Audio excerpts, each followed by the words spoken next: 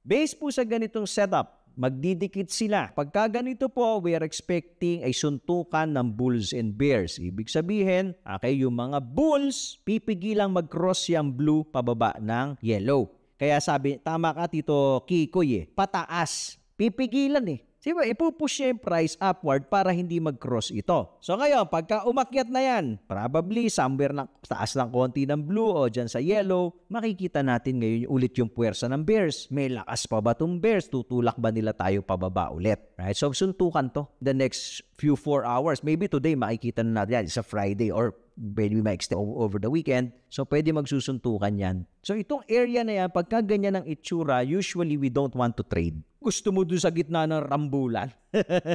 Ikaw gusto mo gumit-na. O ano mangyayari? Sila magkakagalos. Ikaw talong. Talong ka sa bugbog. Yung portfolio mo bugbog. Your system will tell you, I don't need to trade this. Wala akong entry dito.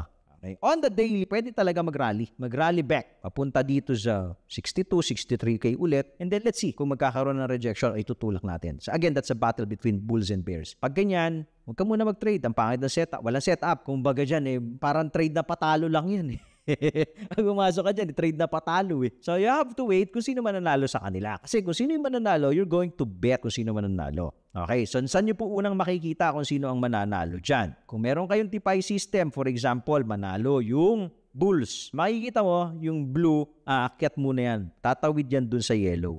Ngayon, kung mananalo naman yung bears, ang makikita mo, mauuntog yan dito. Obviously, ito downtrend. Bearish ka dyan dahil yung blue nasa ilalim ng yellow. Ngayon, yung rally, itong yellow line na yan, this is around 61,800, 62,000 level. Itong area na to, kung may matinding rejection dyan, it means the bears are stepping up, okay, and probably the bears is winning the game. Okay, so tutulak ka na naman pabalik. So from 62 level, kung marereject ka yan, balik ka na naman sa 60K. So doon ka nakaabang. Okay, hindi ka dito sa gitna ng bugbugan. Doon ka, antay mo kakampi mo yung bears. Antay mo sila magpakita. Huli ba?